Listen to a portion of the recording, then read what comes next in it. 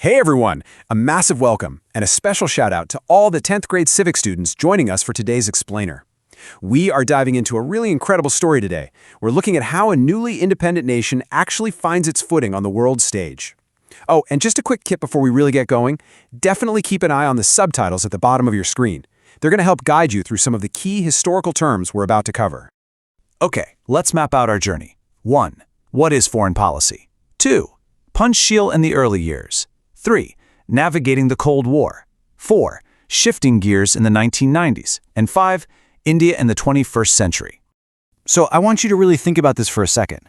How does a country with over 1 billion people decide who its friends are? We're talking about a massively diverse country with unique challenges and, frankly, huge potential. It's not like picking your lab partner in science class, right? The stakes are infinitely higher. Section 1. What is foreign policy? Well, foreign policy isn't just some basic list of friends and enemies. It is a highly calculated strategy, conceived, designed, and formulated for one primary reason: to safeguard and promote a nation's interests in its external affairs. Literally, the whole point is securing national prosperity, ensuring military security, and trying to promote world peace. To put it into perspective, think of domestic policy as your house rules.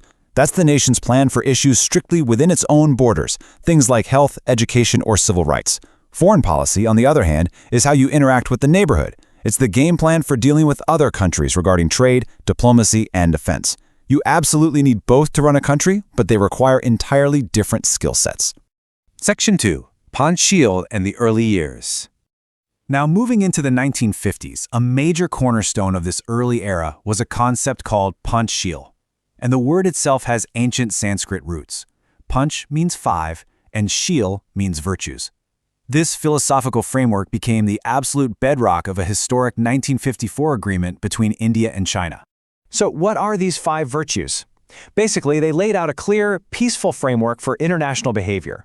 Number 1, mutual respect for territorial integrity. 2, mutual non-aggression. 3, mutual non-interference. 4, equality and cooperation. And 5, peaceful coexistence. It was this brilliantly idealistic vision for how newly independent nations should treat each other. Section 3. Navigating the Cold War. Okay, picture this. You've just won your hard-fought independence. You're trying to build up your economy, educate your citizens, and, establish a functioning government. But suddenly, the entire world splits into 2 rival military superpowers, the USA on one side and the Soviet Union on the other, and they are both heavily pressuring you to pick a side. What do? India's answer to that immense pressure was the non-aligned movement, which started in 1961. And this is crucial. NAM was not about just hiding from the world or being passively neutral, not at all. It was an active political stance aiming to maintain national independence by refusing to join either military alliance. It gave newly independent nations the actual freedom to decide issues independently, rather than just taking orders from Washington or Moscow. Prime Minister Jawaharlal Nehru summed up the heart of this policy perfectly. He said, broadly, non-alignment means not tying yourself off with military blocs, trying to view things, as far as possible, not from the military point of view, and trying to maintain friendly relations with all countries. The whole goal was to completely avoid the military traps of the Cold War and keep the focus firmly on peace. Section 4. Shifting gears, the 1990s. Fast forward to the early 1990s, and the global system gets a massive shock. The Soviet Union falls.